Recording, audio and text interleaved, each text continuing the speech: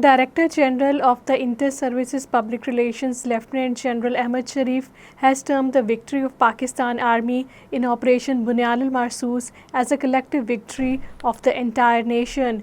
ISPRDG, during a special session with the representatives of the different religions, youth and the students in Lahore, said the entire nation, without any religious discrimination, stands like a rock in front of the enemy in difficult times and emerges victorious. Indian Forces personnel martyred a Kashmiri youth in a fake encounter in the Jammu district. The victim, youth identified as Parvez Ahmed, was killed by the Indian police during a search operation in the Suraj Chak Phalian outskirts of the district. Civil society members have urged the international forums like the United Nations, European Union and Organization of the Islamic Cooperation to stop the rising human rights violations being perpetrated by the Indian forces and the Bharatiya Janata Party regime in occupied Kashmir. These views were expressed by the speakers during a meeting of the civil society members in Srinagar on Jammu and Kashmir after 5th August 2019. Indian police attached the property of a Kashmiri youth under Draconian the Unlawful Activities Prevention Act in the Baramulla district.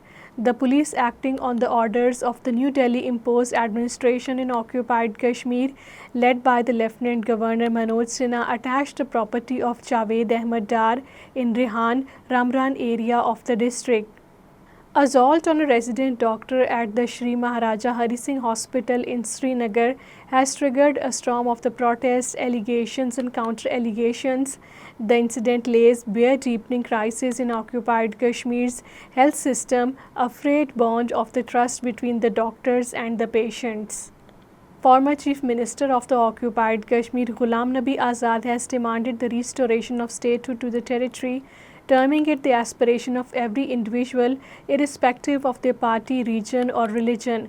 Ghulam Nabi Azad, talking to media in Riyasi, said Article 370 and statehood are two different issues. Article 370 could have been restored only if Modi had introduced a bill or the Supreme Court had delivered a judgment, but neither happened. Now for the development, restoring statehood is crucial. The sooner it is done, the better it will be for everyone.